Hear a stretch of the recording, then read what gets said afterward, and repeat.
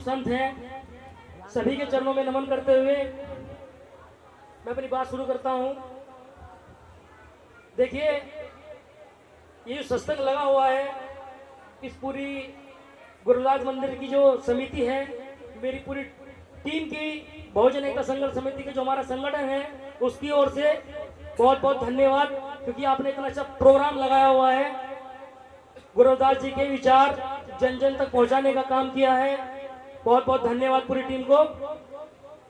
साथियों, बहुत ही कम बात कहूंगा, जैसे मुझे समय दिया गया है। गुरुदास जी की एक वाणी है, एक बात है, बस उसी से शुरुआत करूंगा।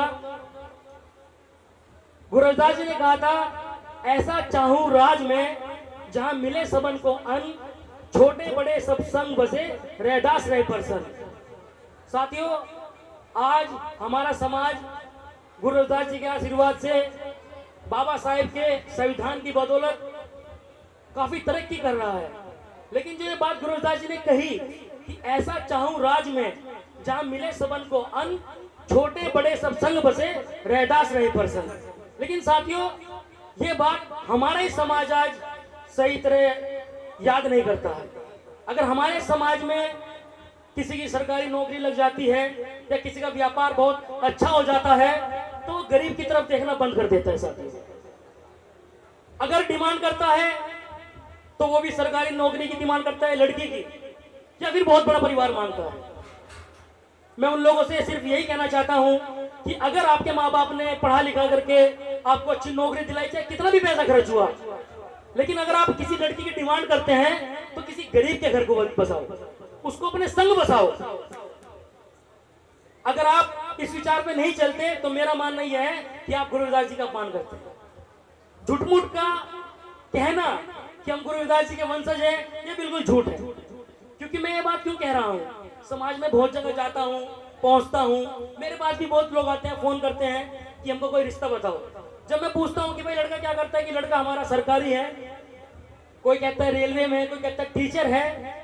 मैंने कहा बताओ किस तरह की लड़की चाहिए आपको? लड़की भाई सरकारी होनी चाहिए। तो मुझे बड़ा दुख होता है, बहुत ज्यादा तकलीफ होती है। मैं ये कहता हूँ कि भाई एक बात बताओ, जब बाबा साहब ने भी ये कहा कि अपने समाज का हाथ पकड़ करके उनको ऊपर लेकर के आओ, गुरुदास जी ने भी ये कहा कि भाई अपने समाज जो छोटा है, जो छूट गया हमसे, उसका हाथ पकड़ के ऊपर लेकर के आओ, तो फिर आप किस समाज की बात कर रहे हो? आप कौन सा समाज बना रहे हो? साथियों, यहां तक बता दूं आपको, अपने समाज की हालत कुछ लोगों की ऐसी है, वो अपने आप को चमार कहलाना पसंद नहीं करते।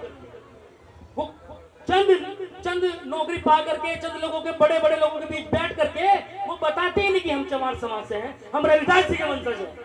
वो अपनी बेइज्जती महसूस करते हैं। और जिस गांव के अंदर रह करके, अपने छोटे बड़ों के बीच रह करके वो बड़े हुए हैं, उस गांव को भूल जाते हैं, उस गांव से निकल के चले जाते हैं। साथियों, अगर मेरी आवाज उन लोगों तक पहुंच रही है तो बस मैं यही कहूंगा कि ये बंद कर दो। इस समाज को आपकी जरूरत है। भाई हमारा समाज संख्या में तो पूरे भारत में फैला हुआ है, लेकिन आर्थिक रूप से आज भी टूटा हुआ है। अगर हम ही इसकी मदद नहीं करेंगे तो कौन लोग हमारे आकर के मदद करेगा, बताइए। सम्मानित साथियों, आजकल हमारे समाज को कुछ लालच दे करके अन्य धर्मों में भी कन्वर्ट किया जा रहा है साथियों, और बहुत तेजी से यह काम हो रहा है। और मुझे ये बात कहा जाता है कि अगर आप कहीं मंच पे जाओ तो ये बात जरूर बोलना अपने समाज से कि गुरुदास जी को छोड़ करके मत जाओ, क्योंकि ये जो हमारा समाज है ना, ये सबसे मेहनती है, सबसे मेहनती समाज है ये। आज इस पूरे भारत के अंदर अगर सबसे ज्यादा मेहनत करने वाले लोग हैं तो वो हम हैं। आज खेत के अंदर हम हैं। अगर हम लोग मेहनत करते हैं, फसल उगाते हैं, तभी वो लोग खाते हैं। खेत भले किसी का हो, लेकिन मजदूरी हम करते हैं। मकान बनाने में हम, हर चीज में तो हम हैं। फैक्ट्रियां उनकी हम लोगों की बदौलत चलती है, क्योंकि हम सबसे ज्यादा मेहनती हैं। लेकिन आजकल कुछ लोग आपको पैसों के लालच में रविदास जी से अलग करने का काम कर रहे हैं। वो गुरुदास जी से अलग ले जा करके आपको कहीं अलग दिशा में ले जाने का काम कर रहे हैं। साथियों, आपको एक छोटी सी बात कह करके मैं अपनी बात समाप्त करूंगा। देखिए, आप जब जाते होंगे, सफर करते होंगे, या किसी अन्य गांव में भी जाते होंगे, तो आपको बहुत बड़े बड़े घेर मिलते होंगे, बहुत बहुत बड़े बड़ी बिल्डिंगें मिलती होंगी, मकान मिलते होंगे। आप सोचते होंगे कि यार इनके माँ बाप इनके लिए कितना छोड़ करके गए। लेकिन हमारे माँ बाप हमारे लिए छोटा सा घर, कच्चा मकान, सब है हमारा, लेकिन बड़ा मकान हमारे पास नहीं है, बड़ा बड़ा घेर हमारे पास है ही नहीं। तो मैं आपको बता दूं, इस देश के मूल निवासी हम ही थे। सबसे ज्यादा जमीन हम लोगों के पास थी। हम चाहते, हमारे पूर्वज चाहते तो वो भी बड़े बड़े मकान में रह सकते थे, वो चाहते बड़ी बड़ी जमीन में रह सकते थे। लेकिन जब एक दौर इस देश के अंदर आया, जब हमारी बहन बेटियों की इज्जत को उन लोगों ने देखने, यानी गंदी नजर से देखने का प्रयास किया, और हमसे हमारी बहन बेटियों की इज्जत जब नीलाम करने की बात कही, तो हमने सारा राजपाट छोड़ दिया। हमारे महापुरुषों ने गांव के गांव खाली कर दिए।